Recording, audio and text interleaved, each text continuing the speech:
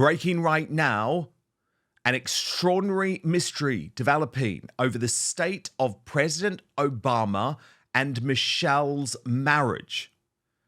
Now, there has been a huge amount of speculation as to what exactly is going on after Michelle first missed the funeral of the former US President Jimmy Carter. Some folks said that was because she didn't want to have to sit next to Donald Trump at the event. But then the announcement that she was also going to be skipping Trump's second inauguration, something she didn't do, remember, back in 2017. Now insiders are predicting an Obama divorce announcement. And I want to bring you this exclusive reporting from Jessica Reed Krause, who is the author, very well connected. Should point out she is a Trump and RFK junior ally, but a very well-connected cultural journalist who publishes the House in Habit Substack. And she has reported overnight, the question now isn't if, but when. If I had to guess, they will wait until after the inauguration to announce it. Timing, you know, is everything. And yet the story doesn't end there. For months, I've heard Jennifer Aniston's name tied to Barack. At first, it seemed ridiculous, but the rumors have remained steady among New York and LA circles.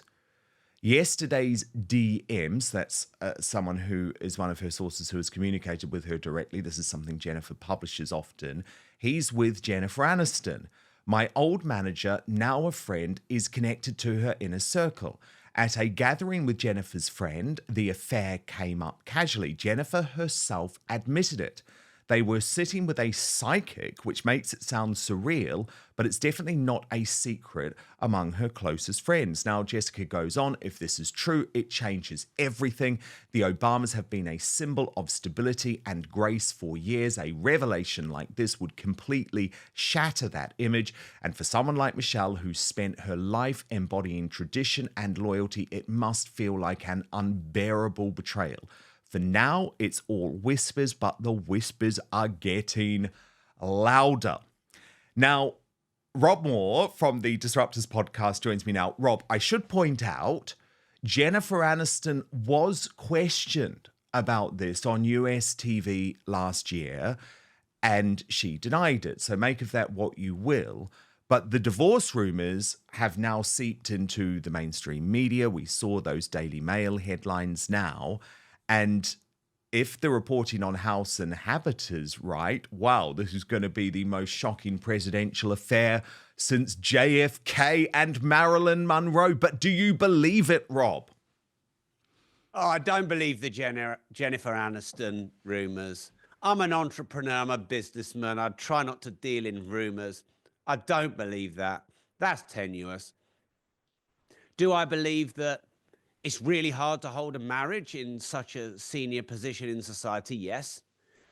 Would it shock me if they split after, 30 odd years? Especially as she's been quite brutal to him publicly. She said, I hated him for 10 years. And, and then he's elegantly like, oh, well, life of marriage is hard. And so would it shock me if they split? No, because most marriages end in divorce. Most celebrity marriages end in divorce, but I don't think he's having it away with Jennifer Aniston. But what would I know? I'm an entrepreneur, Dan. Yeah, it's an interesting one, isn't it? Because so much has emerged about Barack Obama's personal life over the last couple of years. You may remember this letter that was published where a young Barack Obama wrote about his androgynous mind and gay sex fantasies. So we don't know if Michelle was unhappy about that. I guess the interesting thing to me in all of this is why Michelle hasn't attended these two events. Because if it was just the inauguration, Rob, maybe you would understand that. She is a Donald Trump hater. In 2017, arguably she had to be there because her husband was leaving the White House. Trump was the direct successor. So maybe you could accept that. But it's not attending Jimmy Carter's funeral, which is such an odd one to me. He is a former Democratic president. Every living president was there with their spouse. So too, Al Gore, Kamala Harris. This is something that isn't done. Unless you're on your deathbed, literally, you turn up to that type of state funeral in the United States of America. And remember, Jimmy Carter, a Democrat, Michelle Obama, a Democrat. So there was certainly no political conflict there. Now, the counter argument that some people in America are making is that, yeah, but she would have had to sit next to Donald Trump because that's how it works. The seating is all done in the order that you became president. So the fact that she wasn't there actually led to those fascinating scenes where Obama and Trump were having a dialogue, which was captured by Kamala Harris, who turned around and looked absolutely furious with Obama. Like, what are you doing? Speaking to the man who you described as Hitler just a few weeks ago. But do you get what I'm saying? It's just very odd for her to miss these two events in quick succession. I guess what we have learned, though, from the situation with Catherine, the Princess of Wales, is that it can be dangerous to make assumptions about a public figure's decision not to show up at certain events because sometimes there is something else going on. At this point, though, there's been no suggestion that Michelle is unwell. Yeah, I think that was a real mistake of hers not to go to Jimmy Carter's funeral, the oldest living president, I believe. And whatever personal differences you have, surely you put them aside for that. And surely she could have just told Barack to sit next to Donald and she sit the other side. He sat next to him anyway. So, yeah. And then the PR that came out, oh, there was a diary clash. That's nonsense. You don't have a diary clash for that. And if you do, you change it. And, this is tradition, isn't it, Dan? That was a bad move, and I don't know why. But I don't know any more than that. And I don't like to create conjecture on what I don't understand. But she should have been there, yeah. But first, this episode of Outspoken is brought to you by Manscaped, the global leader in men's lifestyle and grooming. Every man knows the unbeatable feeling of a fresh barbershop shave.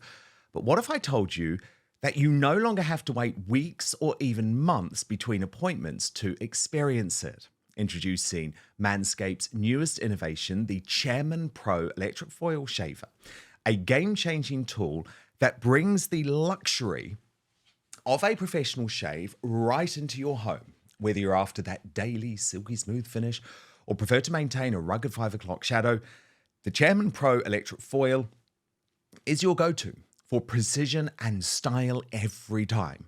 After so many shaving mishaps in my past, Manscaped, let me tell you, it's improved my grooming routine no end, and critically, also my confidence. The Chairman Pro is versatile, it has precision, it comes with 2 interchangeable skin-safe blade heads. You have the skin-safe 4-blade foil for that close, smooth shave when you're looking to go completely clean. And if a clean shave isn't your style, that's okay. Do what I do. Switch to the skin-safe stubble trimmer to keep your stubble looking sharp and polished. Both heads designed with skin-safe technology. It's also got Flex Adjust technology, ensuring a superior shave by allowing both blades and the pivoting head to seamlessly adapt to the unique contours of your face, meaning it's gentle on the neck area. It's also got a precision lock and, check this out, waterproof.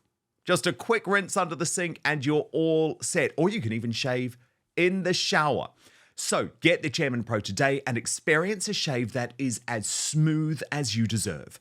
Head on over to manscaped.com and join the over 11 million men worldwide who trust Manscaped by using the code OUTSPOKEN for free shipping and 20% off. Let me repeat that, www.manscaped.com, using the code OUTSPOKEN for free shipping and a whopping 20% discount on your entire order.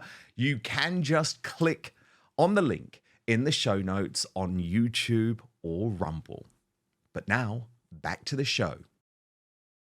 all of the partners there in that picture. But I don't know if she would have been able to swap seats, you see, because that would have created a bigger diplomatic row. But it's fascinating, isn't it, seeing Obama sitting there completely on his own. And then, of course, there was this very, very friendly conversation with Melania not looking engaged, but Trump certainly happy to speak to Obama.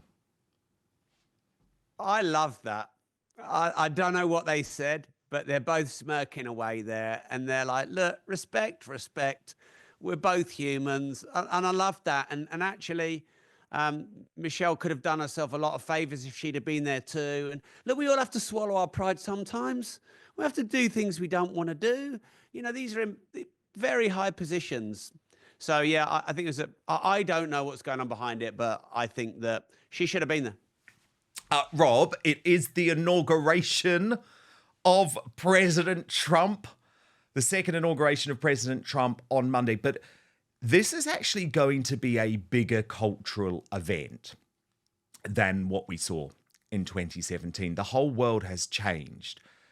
It's almost like JFK again. All of the cool kids now want to be there. You know, you're going to have Elon Musk sitting next to Mark Zuckerberg, sitting next to Jeff Bezos, Georgia Maloney, and Nigel Farage. Then, obviously, the new royalty, all of the Trump family, all of their friends. I just think so much has changed over the past 8 years, hasn't it? And Monday is going to be one of those true cultural significant moments in our living history. And am I right in believing, Dan, that Keir Starmer didn't get his invite? No invite for Slippery Starmer. Awkward. And as a Brit, it's bad, isn't it? Because as a Brit, obviously you sort of think, bloody hell. You know, he's inviting the Prime Minister of Italy, but not, you know, our Prime Minister. That's a bad thing. But the problem is Starmer doesn't deserve to be there. Look at the things he said about Trump in the past. Yes, and like that's almost like saying, well, Nigel Farage is representing the UK. That's a big political and cultural statement. But it's also looks terrible on Great Britain, on the UK. It looks terrible on us, and just shows what the world thinks of the UK right now. I think you're absolutely right, Dan. I think it's a palpable cultural shift. I know not everyone loves the billionaires, but you know what? They need to be regulated properly by the government. And my views are we should embrace their wealth building and use them to help us grow the economy and work with them and not exile them. And our government could learn a lot from it because Donald Trump's brilliant at bringing all the big billionaire entrepreneurs, like you said, Jeff Bezos, Elon Musk, Mark Zuckerberg. Right, I am the Donald. Right, we're going to make America great again, and we're going to grow the economy, and it has grown significantly. And the UK just exiled them all and just tax us more. And I'm hoping that with Elon Musk pulling some strings and having the power and running the Department of Government Efficiency, DOGE, and clearing out a lot of the wastage in government, I'm hoping that that's a new model for the West. And, you know, Great Britain will be forced to follow suit. And Elon Musk will be marketing that to the world on X. So politics is changing, Dan, and I can feel it. And the UK is in the worst state it's been in my life. But I'm feeling a bit like maybe it's moving again and maybe there's some positivity coming. Please, Lord. Please, Lord. I just had to end by showing you this photo, Rob, because I just think it's brilliant. Liz Truss. I describe Liz Truss as the best prime minister we never really had. I'm friends with Liz, so I'll put that out there. But I just love this. Starmer might not be there, but Truss in DC for the inauguration, and she's even wearing a MAGA cap. So I think, you know, we are represented by some other people there.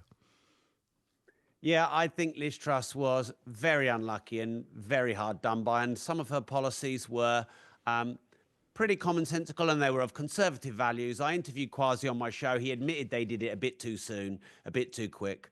But, she had it right, I think. She did, because look at our absolute dire growth now.